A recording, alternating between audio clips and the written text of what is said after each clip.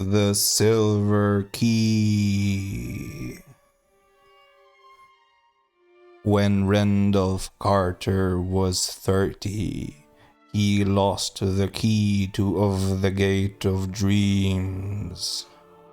Prior to that time, he had made up for the prosiness of life by nightly excursions to strange and ancient cities beyond space, and lovely, unbelievable garden lands across ethereal seas. But as middle age hardened upon him, he felt those liberties slipping away little by little, until at last he was cut off altogether. No more could his galleys sail up the river Okranos past the gilded spires of Thran, or his elephant caravans tramp through perfumed jungles in Kled, where forgotten palaces with veined ivory columns sleep lovely and unbroken under the moon.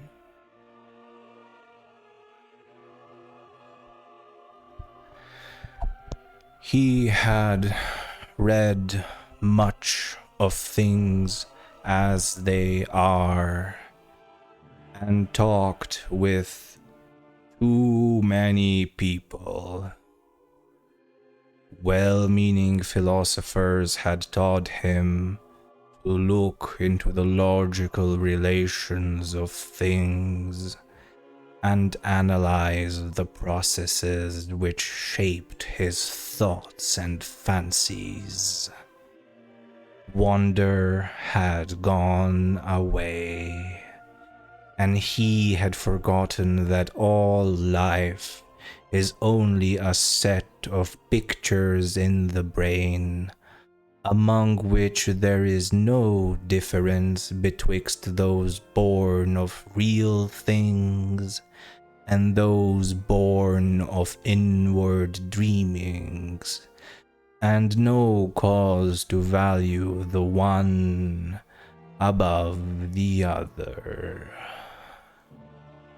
Custom had dinned into his ears a superstitious reverence for that which tangibly and physically exists, and had made him secretly ashamed to dwell in visions.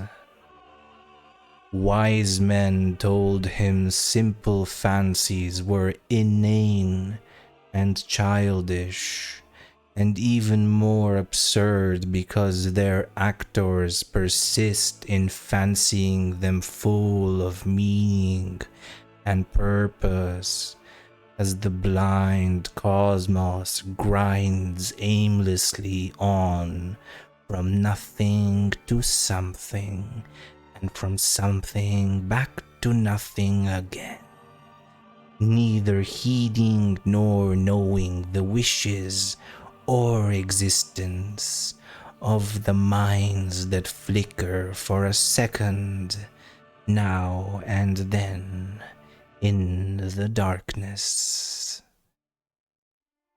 They had chained him down to things that are, and had then explained the workings of those things till mystery had gone out of the world. When he complained and longed to escape into twilight realms where magic molded all the little vivid fragments and prized associations of his mind into vistas of breathless expectancy and unquenchable delight, they turned him instead toward the newfound prodigies of science, bidding him find wonder in the atom's vortex, and mystery in the sky's dimensions. And when he had failed to find these boons in things whose laws are known and measurable, they told him he lacked imagination and was immature because he preferred dream illusions to the illusions of our physical creation. So Carter had tried to do as others did, and pretended that the common events and emotions of earthy minds were more important than the fantasies of rare and delicate souls. He did not dissent when they told him that the animal pain of a stuck pig or dyspeptic plowman in real life is a greater thing than the peerless beauty of Narath with its 100 carven gates and domes of Chalcedony, which he dimly remembered from his dreams, and under their guidance he cultivated a painstaking sense of pity and tragedy. Once in a while, though, he could not help seeing how shallow, fickle, and meaningless all human aspirations are, and how emptily our real impulses contrast with those pompous ideals we profess to hold. Then he would have recourse to the polite laughter they had taught him to use against the extravagance and artificiality of dreams, for he saw that the daily life of our world is every inch as extravagant and artificial, and far less worthy of respect because of its poverty in beauty and its silly reluctance to admit its own lack of reason and purpose. In this way, he became a kind of humorist. He did not see that even humor is empty in a mindless universe devoid of any true standard of consistency or inconsistency. In the first days of his bondage, he had turned to the gentle churchly faith endeared to him by the naive trust of his fathers, for thence stretched mystic avenues which seemed to promise escape from life. Only on closer view did he mark the starved fancy and beauty, the stale and prosy triteness, and the owlish gravity and grotesque claims of solid truth, which reigned boresomely and overwhelmingly among most of its professors, or feel to the full the awkwardness with which it sought to keep alive as literal fact the outgrown fears and guesses of a primal race confronting the unknown. It worried Carter to see how solemnly people tried to make earthly reality out of old myths, which every step of their boasted science confuted, and this misplaced seriousness killed the attachment he might have kept for the ancient creeds had they been content to offer the sonorous rites and emotional outlets in their true guise of ethereal fantasy. But when he came to study those who had thrown off the old myths, he found them even more ugly than those who had not. They did not know that beauty lies in harmony, and that loveliness of life has no standard amidst an aimless cosmos save only its harmony with the dreams and the feelings which have gone before and blindly molded our little spheres out of the rest of chaos. They did not see that good and evil and beauty and ugliness are only ornamental fruits of perspective, whose sole value lies in their linkage to what chance made our fathers think and feel, and whose liner details are different for every race and culture.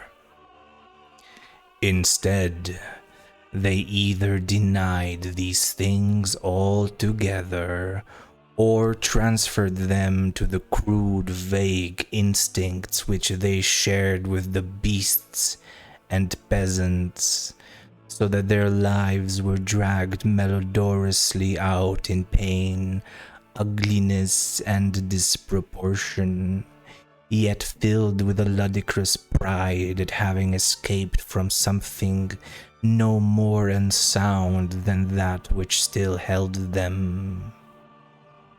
They had traded the false gods of fear and blind piety for those of license and anarchy. Carter did not taste deeply of these modern freedoms, for their cheapness and squalor sickened a spirit loving beauty alone, while his reason rebelled at the flimsy logic with which their champions tried to gild brute impulse with a sacredness stripped from the idols they had discarded. He saw that most of them, in common with their cast of priestcraft, could not escape from the delusion that life has a meaning apart from that which men dream into it, and could not lay aside the crude notion of ethics and obligations beyond those of beauty, even when all nature shrieked of its unconsciousness and impersonal unmorality in the light of their scientific discoveries. Warped and bigoted with preconceived illusions of justice, freedom, and consistency, they cast off the old lore and the old way with the old beliefs, nor ever stopped to think that that lore and those ways were the sole makers of their present thoughts and judgments, and the sole guides and standards in a meaningless universe without fixed aims or stable points of reference. Having lost these artificial settings, their lives grew void of direction and dramatic interest, till at length they strove to drown their ennui in bustle and pretended usefulness, noise and excitement, barbaric display and animal sensation. When these things palled, disappointed, or grew nauseous through revulsion, they cultivated irony and bitterness, and found fault with the social order. Never could they realize that their brute foundations were as shifting and contradictory as the gods of their elders, and that the satisfaction of one moment is the bane of the next.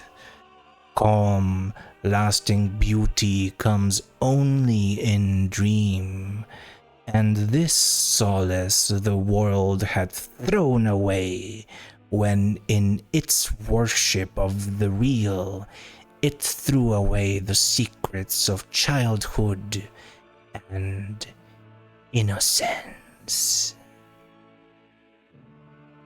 Amidst this chaos of hollowness and unrest, Carter tried to live as befitted a man of keen thought and good heritage.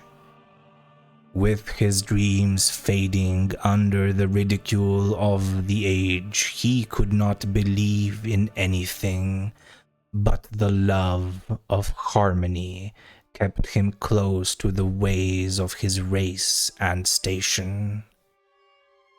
He walked impassive through the cities of men and sighed, because no vista seemed fully real, because every flash of yellow sunlight on tall roofs and every glimpse of balustraded plazas in the first lamps of evening served only to remind him of dreams he had once known, and to make him homesick for ethereal lands he no longer knew how to find. Travel was only a mockery, and even the Great War stirred him but little, though he served from the first in the Foreign Legion of France. For a while he sought friends, but soon grew weary of the crudeness of their emotions and the sameness and earthiness of their visions. He felt vaguely glad that all his relatives were distant and out of touch with him, for they would not have understood his mental life. That is, none but his grandfather and great-uncle Christopher could, and they were long dead. Then he began once more the writing of books, which he had left off when dreams first failed him. But here too was there no satisfaction or fulfillment, for the touch of earth was upon his mind, and he could not think of lovely things as he had done of yore. Ironic humor dragged down all the twilight minarets he reared, and the earthly fear of improbability blasted all the delicate and amazing flowers in his fairy gardens. The convention of assumed pity spilt mawkishness on his characters, while the myth of unimportant reality and significant human events and emotions debased all his high fantasy into thin-veiled allegory and cheap social satire. His new novels were successful as his old ones had never been, and because he knew how empty they must be to please an empty herd, he burned them and seized his writing. They were very graceful novels, in which he urbanely laughed at the dreams he lightly sketched, but he saw that their sophistication had sapped all their life away. It was after this that he cultivated deliberate illusion, and he dabbled in the notions of the bizarre and the eccentric as an antidote for the commonplace. Most of these, however, soon showed their poverty and barrenness, as he saw that the popular doctrines of occultism are as dry and inflexible as those of science, yet without even the slender palliative of truth to redeem them. Gross stupidity, falsehood, and muddled thinking are not dream, and form no escape from life to a mind trained above their own level. So Carter bought stranger books and sought out deeper and more terrible men of fantastic erudition, delving into arcana of consciousness that few have trod, and learning things about the secret pit of life, legend, and immemorial antiquity which disturbed him ever afterward. He decided to live on a rarer plane and furnished his Boston home to suit his changing moods. One room for each, hung in appropriate colors, furnished with befitting books and objects, and provided with sources of the proper sensations of light, heat, sound, taste, and odor. Once he heard of a man in the South who was shunned and feared for the blasphemous things he read in prehistoric books and clay tablets smuggled from India and Arabia. Him he visited, living with him and sharing his studies for 7 years, till horror overtook them one midnight in an unknown and archaic graveyard, and only one emerged where 2 had entered. Then he went back to Arkham, the terrible witch-haunted old town of his forefathers in New England, and had experiences in the dark, amidst the hoary willows and tottering gambrel roofs, which made him seal forever certain pages in the diary of a wild-minded ancestor.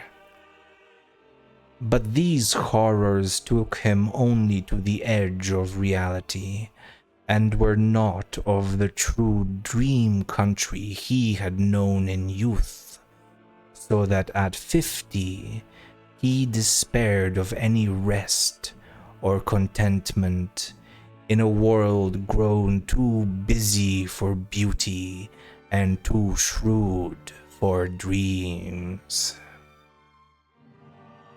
Having perceived at last the hollowness and futility of real things, Carter spent his days in retirement and in wistful, disjointed memories of his dream-filled youth. He thought it rather silly that he bothered to keep on living at all, and got from a South American acquaintance a very curious liquid to take him to oblivion without suffering.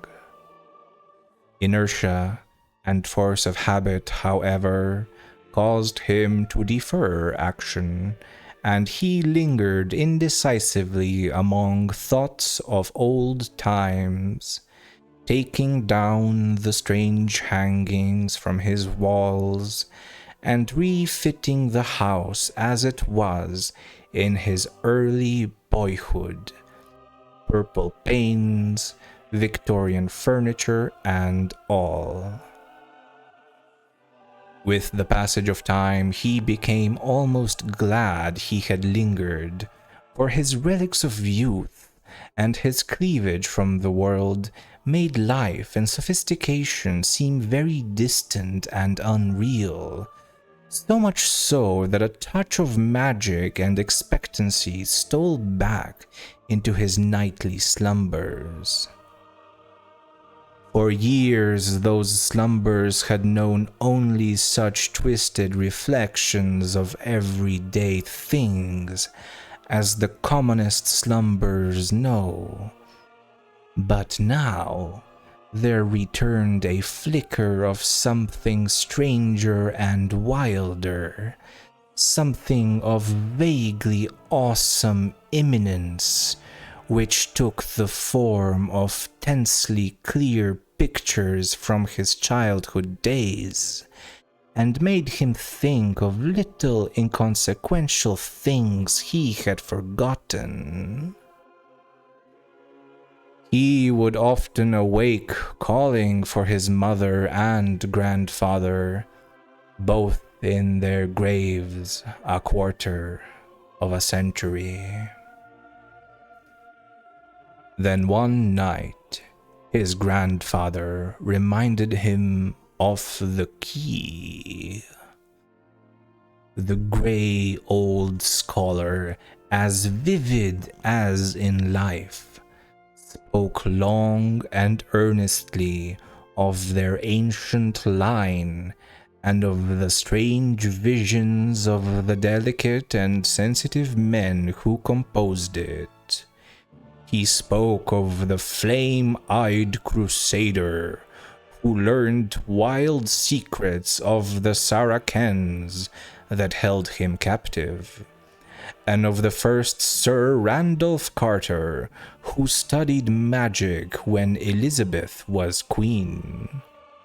He spoke too of that Edmund Carter who had just escaped hanging in the Salem witchcraft, and who had placed in an antique box a great silver key handed down from his ancestors. Before Carter awaked, the gentle visitant had told him where to find that box, that carved oak box of archaic wonder, whose grotesque lid no hand had raised for 2 centuries. In the dust and shadows of the great attic, he found it, remote and forgotten, at the back of a drawer in a tall chest. It was about a foot square, and its Gothic carvings were so fearful that he did not marvel no person since Edmund Carter had dared to open it. It gave forth no noise when shaken, but was mystic with the scent of unremembered spices. That it held a key was indeed only a dim legend, and Randolph Carter's father had never known such a box existed. It was bound in a rusty iron, and no means was provided for working the formidable lock. Carter vaguely understood that he would find within it some key to the lost gate of dreams, but of where and how to use it, his grandfather had told him nothing. An old servant forced the carven lid, shaking as he did so at the hideous faces leering from the blackened wood, and at some unplaced familiarity. Inside, wrapped in a discolored parchment, was a huge key of tarnished silver, covered with cryptical arabesques. but of any legible explanation there was none. The parchment was voluminous and held only the strange hieroglyphs of an unknown tongue, written with an antique reed. Carter recognized the characters as those he had seen on a certain papyrus scroll belonging to that terrible scholar of the South, who had vanished one midnight in a nameless cemetery. The man had always shivered when he read this scroll, and Carter shivered now. But he cleaned the key and kept it by him nightly in its aromatic box of ancient oak. His dreams were meanwhile increasing in vividness, and though showing him none of the strange cities and incredible gardens of the old days, were assuming a definite cast whose purpose could not be mistaken.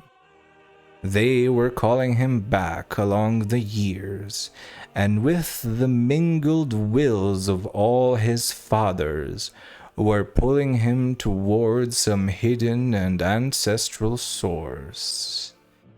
Then he knew he must go into the past and merge himself with old things, and day after day he thought of the hills to the north, where haunted Arkham and the rushing Miskatonic and the lonely rusting homestead of his people lay. In the brooding fire of autumn, Carter took the old remembered way past graceful lines of rolling hills and stone-walled meadow, distant vale and hanging woodland, curving road and nestling farmstead, and the crystal windings of the Miskatonic, crossed here and there by rustic bridges of wood or stone. At one bend he saw the group of giant elms, among which an ancestor had oddly vanished a century and a half before, and shuddered as the wind blew meaningly through them. Then there was the crumbling farmhouse of old Goody Fowler the witch, with its little evil windows and great roof sloping nearly to the ground on the north side. He speeded up his car as he passed it, and did not slacken till he had mounted the hill where his mother and her fathers before her were born, and where the old white house still looked proudly across the road at the breathlessly lovely panorama of rocky slope and verdant valley, with the distant spires of Kingsport on the horizon, and hints of the archaic dream-laden sea in the farthest background. Then came the steeper slope that held the old Carter place he had not seen in over 40 years. Afternoon was far gone when he reached the foot, and at the bend halfway up, he paused to scan the outspread countryside, golden and glorified in the slanting floods of magic poured out by a western sun. All the strangeness and expectancy of his recent dreams seemed present in this hushed and unearthly landscape, and he thought of the unknown solitudes of other planets as his eyes traced out the velvet and deserted lawns, shining undulant between their tumbled walls, and clumps of fairy forest setting off far lines of purple hills beyond hills, and the spectral wooded valley dipping down in shadow to dank hollows, where trickling waters crooned and gurgled among swollen and distorted roots.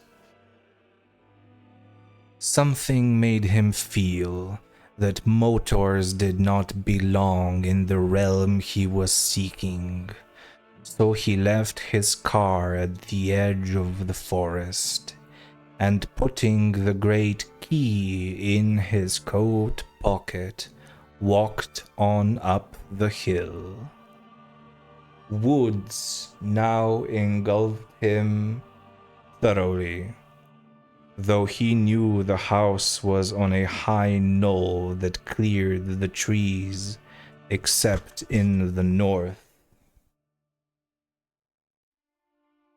He wondered how it would look, for it had been left vacant and untended through his neglect since the death of his strange great-uncle, Christopher, 30 years before. In his boyhood, he had reveled through long visits there and had found weird marvels in the woods beyond the orchard. Shadows thickened around him, for the night was near. Once a gap in the trees opened up to the right, so that he saw off across leagues of twilight meadow, and spied the old congregational steeple on Central Hill in Kingsport, pink with the last flush of day, the panes of the little round windows blazing with reflected fire. Then, when he was in deep shadow again, he recalled with a start that the glimpse must have come from childish memory alone, since the old white church had long been torn down to make room for the congregational hospital. He had read of it with interest, for the paper had told about some strange burrows or passages found in the rocky hill beneath. Through his puzzlement, a voice piped, and he started again at its familiarity after long years. Old Benijah Corey had been his uncle Christopher's hired man, and was aged even in those far-off times of his boyhood visits. Now he must be well over 100, but that piping voice could come from no one else. He could distinguish no words, yet the tone was haunting and unmistakable. To think that old Benji should still be alive. Mr. Randy, where be ye? Ye want to scare your Aunt Marthy plump to death? Hain't she told ye to keep nigh the place in the afternoon and get back after dark? Randy, he's the beatinest boy for running off in the woods I ever see. Half the time I settin' moonin' around that snake den in the upper timber lot. Hey you, Randy! Randolph Carter stopped in the pitch darkness and rubbed his hand across his eyes. Something was queer. He had been somewhere he ought not to be. Had strayed very far away to places where he had not belonged, and was now inexcusably late. He had not noticed the time on the Kingsport steeple, though he could easily have made it out with his pocket telescope, but he knew his lateness was something very strange and unprecedented. He was not sure. He had his little telescope with him and put his hand in his blouse pocket to see. No, it was not there, but there was the big silver key he had found in a box somewhere. Uncle Chris had told him something odd once about an old unopened box with a key in it, but Aunt Martha had stopped the story abruptly, saying it was no kind of thing to tell a child whose head was already too full of queer fancies. He tried to recall just where he had found the key, but something seemed very confused.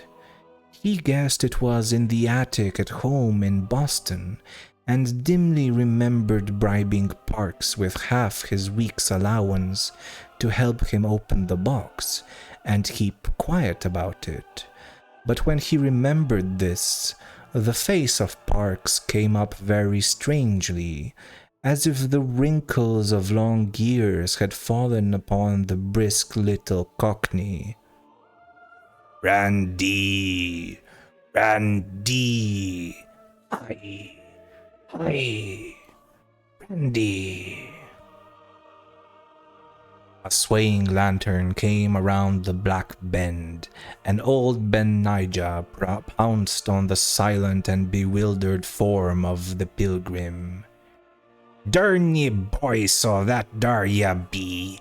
Ain't ye got a tongue in your head that ye can't answer a body? I been calling this half hour, and ye heard me long ago.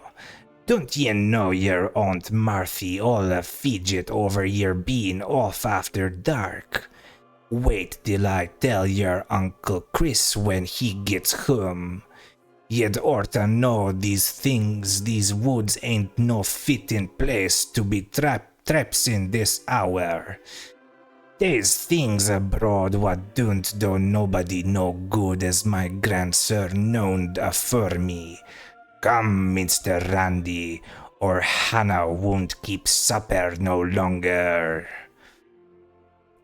So Randolph Carter was marched up the road where wandering stars glimmered through high autumn boughs, and dogs barked as the yellow light of small-paned windows shone out the farther urn, and the Pleiades twinkled across the open knoll where a great gambrel roof stood black against the dim west.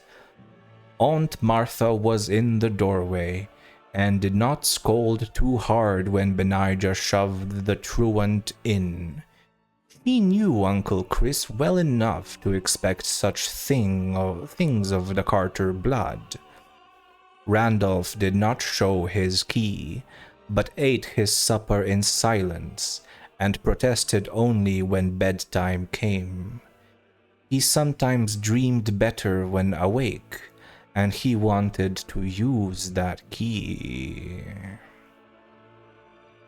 In the morning, Randolph was up early, and would have run off to the upper timber lot if Uncle Chris had not caught him and forced him into his chair by the breakfast table.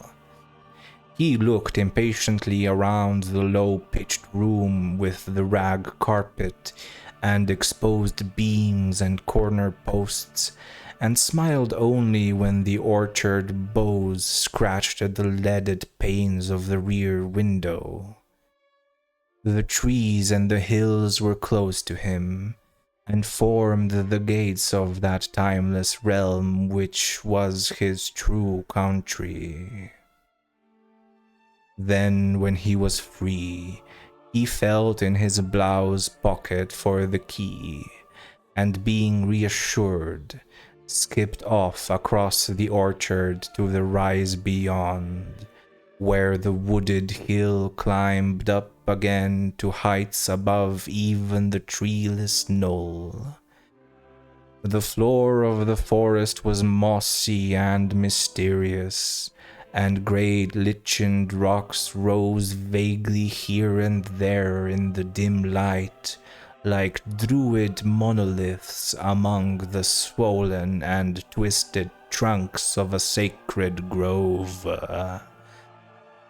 Once in his ascent, Randolph crossed a rushing stream whose falls a little way off sang runic incantations to the lurking fauns and Ojibans and dryads.